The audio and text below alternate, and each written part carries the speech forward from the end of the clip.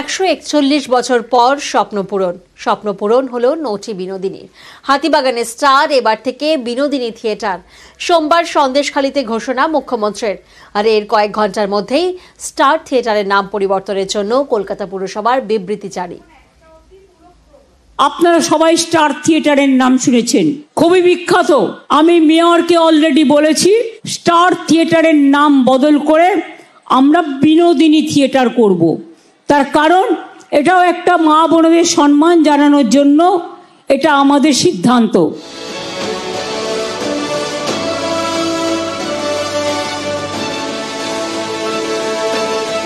স্টারের সমাপ্তি, বিনোদিনীর আগমনী।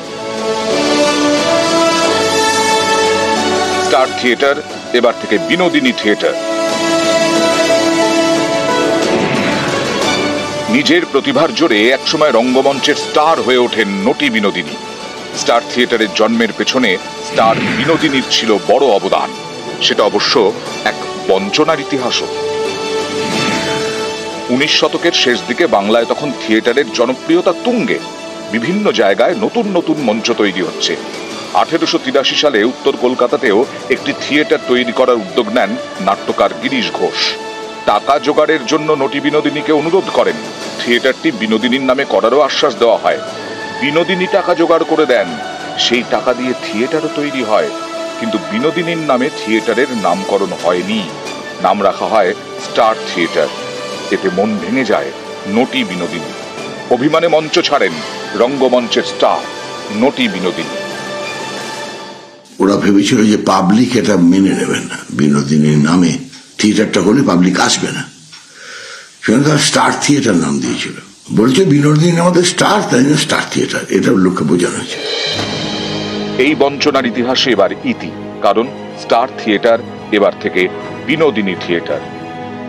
বি থিয়েটার নাম না দিয়ে স্টার থিয়েটার করা হয়, এটা একটা প্রায় বলা যায় বিশ্বাসঘাতকতার বিখ্যাত কাহিনী হয়ে আছে। এমনকি গিরিশ ঘোষের মতো মানুষের নামও জড়িয়ে গেছে। আমি বলবো যে হ্যাঁ, নিশ্চয়ই নামকরণটা একটা সঙ্গত কাজই হচ্ছে, ভালো কাজ হচ্ছে, বহুদিনের বাকি একটা কাজ হয়েছে। এখন বিনোদিনীর নামে থিয়েটার করাটা যে সিদ্ধান্তটা, সেটা স্বাগত জানাই। এই স্বীকৃতি তার প্রাপ্য ছিল বহুদিন আগে। অত্যন্ত অভিনন্দন জানাচ্ছি এর জন্য। এবং একই সঙ্গে এটা আমি চাইছি যে এই বিনোদিনী থিয়েটার কেবল থিয়েটারই হবে, সিনেমা হবে না। সম্মান ফিরিয়ে দেওয়ার জন্য আমি আমার রাজ্যের অভিভাবক বা তাদেরকে অত্যন্ত ধন্যবাদ জানাই, কৃতজ্ঞতা জানাই। কিন্তু সম্মানটা তখন পরিপূর্ণভাবে ফিরবে যখন তিনি যেটা চেয়েছিলেন, থিয়েটার বেঁচে থাক, সেই থিয়েটারের গন্ধ ওই বিনোদিনী মঞ্চে আবার ফিরে আসবে। শুধু সিনেমা নয়, সিনেমা নিশ্চয়ই চলুক, ব্যবসায়িক কারণে সিনেমা চলতে হবে, কিন্তু এমন থিয়েটার ওখানে করতে হবে যাতে মানুষ আবার ফিরে আসে, দলে দলে থিয়েটার দেখতে আসে। তবেই বিনোদিনীর এই নামকরণ সার্থকতা পাবে।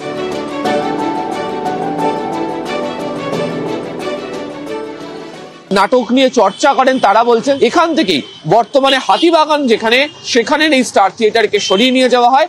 ফলে এই যে নাম বদল, সেই নাম বদলের ক্ষেত্রে বিডন স্ট্রিট পোস্ট অফিসের বর্তমান যে বাড়ি, সেটিও ইতিহাসের সাক্ষী হয়ে থাকছে, এমনটাই মত নাট্য জগতের ব্যক্তিত্বদের। ক্যামেরায় কুণাল চৌধুরীর সাথে আবির ঘোষাল, নিউজ 18 বাংলা, কলকাতা।